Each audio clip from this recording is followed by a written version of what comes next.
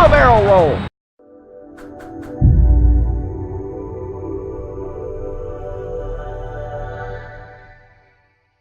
Hey friends, Shadylikeatree here, and welcome into Reminiscing with Shady numero 80. This is Star Fox 64. It was developed and published by Nintendo. It was originally released in North America on July of 1997.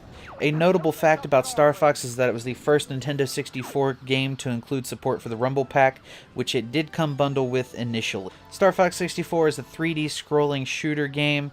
It has several different allies, including Peppy, Falco, and I'm forgetting Skip. Skip is the third one that you often roll with. Star Fox 64 is often considered by many critics to be a B+. Metacritic shows that it's an 88 out of 100 based on the 16 reviews.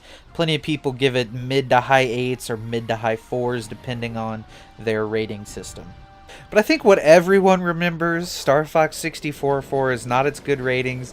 It's not Fox. It's not, you know, the storyline or the different bosses or anything like that. It's do a barrel roll that is often spammed right in your face when you're trying to, you know, engage in battle with multiple enemies. Nothing like hearing that and making me giggle for the first time, so I thought I would share that with you guys.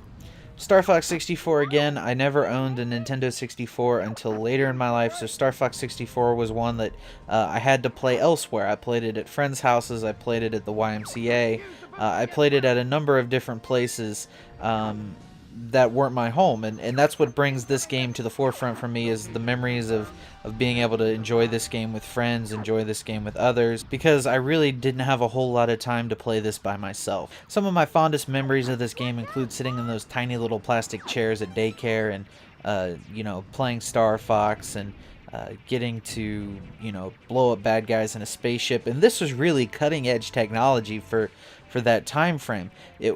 Games didn't look like this, they didn't play like this, they didn't sound like this, and they certainly weren't as fun, and they weren't as different as anything else that had come out. There really hadn't been anything like this that had kind of been mainstream popular yet, just because it didn't have quite the character development. I think for me, Star Fox 64 really put the seed in my mind that I enjoyed flying games, and it kind of set the groundwork for some of the other Reminiscing with Shady videos that I've talked about and the games that I've talked about in those videos. Namely, Ace Combat Zero is a franchise that I've come to really enjoy. It's a lot of similar mechanics. It's not so much a scrolling shooter, it's more of an open world in those games, but Star Fox doesn't really feel like a side-scroller because it totally feels like open world unless you get to one of the outer frames. Like, you may be headed in a straight line, but you could be headed to the left, you could be headed to the right, you don't really know.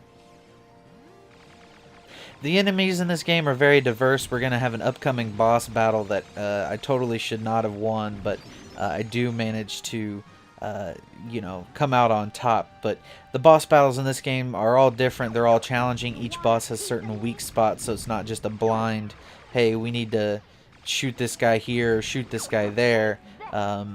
You know, it's you have to be very specific in where you shoot them, and you can't just hit them anywhere. And I think that's what makes the boss battles very fun, but also very challenging and a worthwhile experience, and it kind of rewards you for beating the rest of the level. I think that beating the rest of the level is something that, you know, kind of just gears you up and gears you towards beating the boss. But here, it's very challenging and yet rewarding to get there and then to eventually defeat said boss, whatever that boss may be. This game also had voice acting and some dialogue and some kind of back and forth.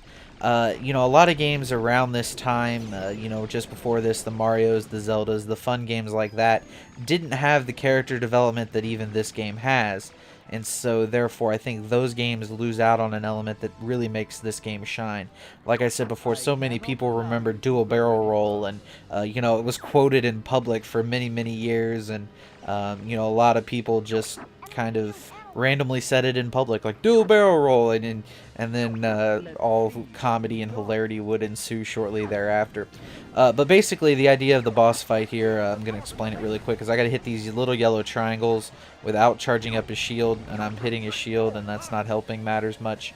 So I'm trying to just barrel roll out of there and also hit the little doodad, because you don't want to charge up his shield, because that gun is super powerful. And then here we're going to have to hit him on this little spot that shows up between his engines right here, and knock him off that way. And then he turns and faces you with a really, really big gun. And you kind of want to stay away from that as well, because that's not a minute's fun. Believe me when I say that. Ow. And I got whacked right there, too. But Star Fox 64 for me was just a fun time to play with friends. It was a fun game. You know, everyone could sit around and, quote, dual barrel roll over and over and over again until we were all blue in the face. But it's just a fun game also to come back to and enjoy some fine flying. Anyway, I'm about to stick it to this big boss man here, so I wanted to thank you guys very much for watching this video of Reminiscing with Shady. This has been Reminiscing with Shady number 80, Star Fox 64. For the Nintendo 64, I'm doing some fine, mighty fine flying right here that makes me darn proud to be a space flyer.